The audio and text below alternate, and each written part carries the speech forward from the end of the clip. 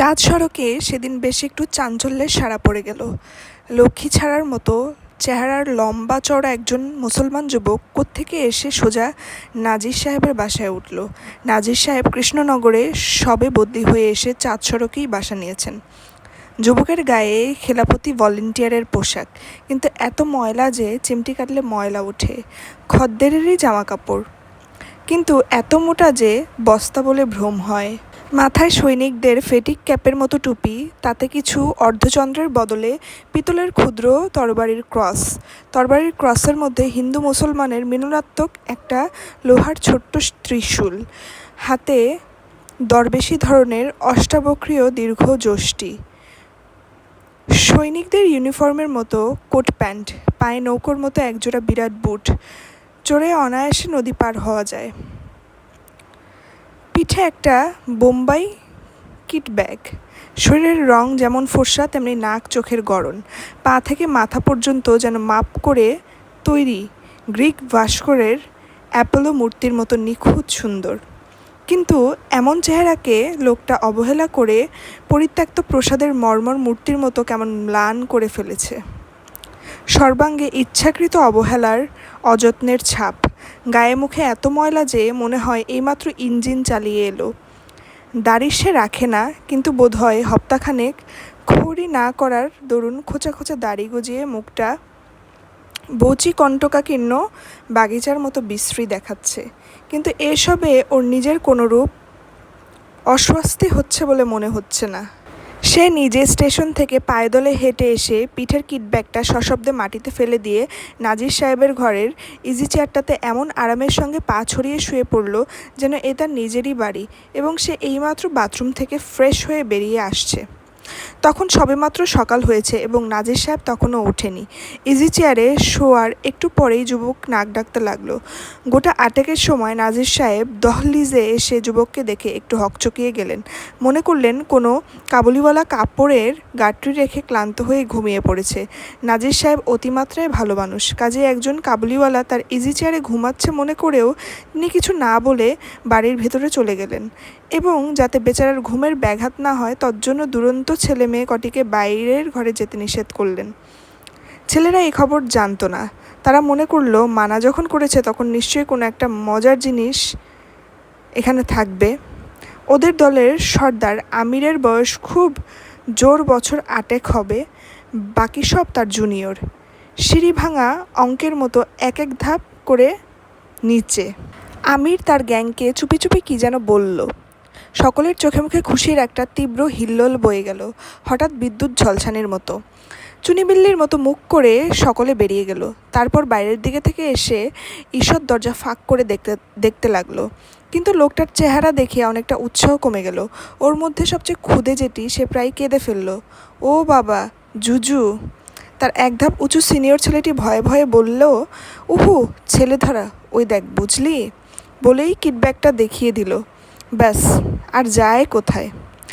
সঙ্গে সঙ্গে আমির ছাড়া আর সকলে মার না পগার পার করে দৌড় দিল। আমির কিন্তু হটবার ছেলে নয়, তার উপর সে দলপতি। ভয়ে সে যতই করুক, পালিয়ে গেলে তার প্রেস্টিজ থাকে না। কাজেই সে কিছুই না বলে গম্ভীরভাবে একটা লম্বা খড় এনে সোজা নিদ্রিত যুবকটির নাকের ভিতর প্রবেশ করিয়ে দিল। যুবকটি একেবারে লাফিয়ে চেয়ার ছেড়ে উঠল। আমিরের স্ফূর্তি দেখে কে? সে তখন হেসে একেবারে গড়িয়ে পড়ছে। যুবকটি কিছু না বলে হেসে পকেট থেকে একটি রিভলভার বের করে আমিরের দিকে লক্ষ্য করে শট করল। ভীষণ শব্দে নাজির সাহেব মুক্তকচ্ছ হয়ে ছুটে এলেন। আরও অনেকেই ছুটে এলো। আমির ভয়ে জড়পিণ্ডবৎ হয়ে গেছে, কান্না পর্যন্ত যেন আসছে না। তার বাবাকে আসতে দেখে সে একেবারে চিৎকার করে তাকে জড়িয়ে ধরল গিয়ে। তিনি কিছু বলবার আগেই যুবকটি হাসতে হাসতে তার রিভলভারটা নিয়ে আমিরের হাতে গুজে দিতে দিতে বলতে লাগলো, এটা তোমায় দিলাম। নাজির সাহেবের দিকে ফিরে বলল, এটা নকল রিভলভার। এটা দিয়ে অনেক পুলিশকে অনেকবার ঠকিয়েছি।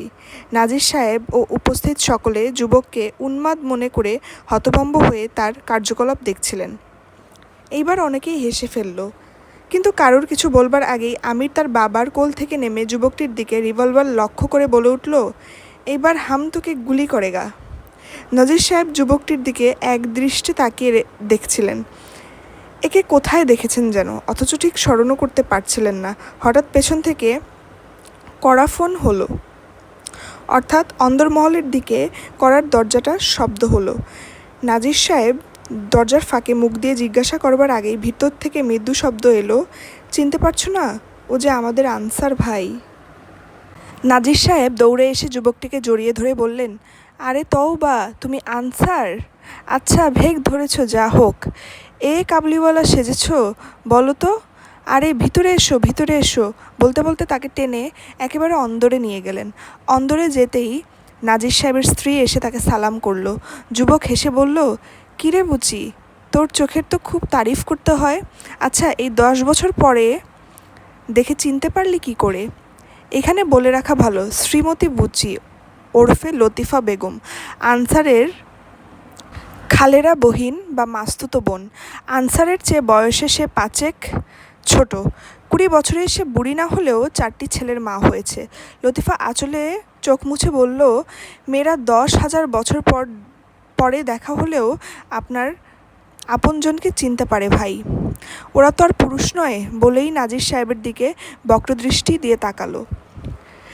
নাজির সাহেব মাথা চুলকোতে চুলকোতে বলল, দেখো, স্ত্রীর ভাইকে 10 জন ভদ্রলোকের সামনে চিনে ফেলে সম্বন্ধটা ফাঁস করে দিলে তুমি হয়তো খুশি হতে, কিন্তু আনসার হতো না।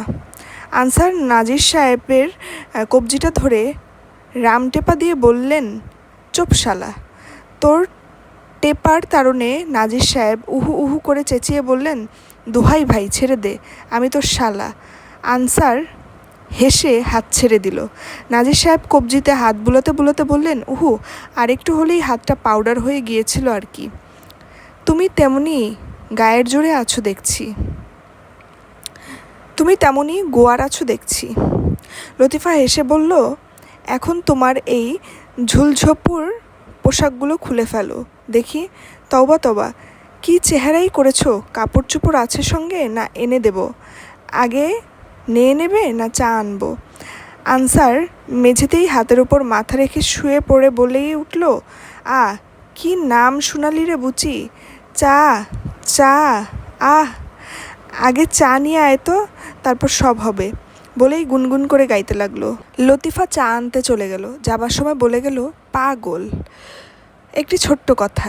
ওতেই মনে হলো যেন লতিফা তার প্রাণের সমস্ত সুধা দিয়ে উচ্চারণ করলো ওই কথাটি। ঘরছাড়া ভাইকে বহুকাল পরে কাছে পেয়ে বোনের প্রাণ বুঝি এমন করেই তোলপাড় করে ওঠে। চা করতে গিয়ে সেদিন একটু অতিরিক্তই দেরি হলো। সেদিন উনুনে সকল ধোয়া বুঝি লতিফার চোখে ভিড় করে জমছিল এসে। সেদিন চায়ের জলের অর্ধেকটা ছিল কেটলির আর অর্ধেকটা চোখের।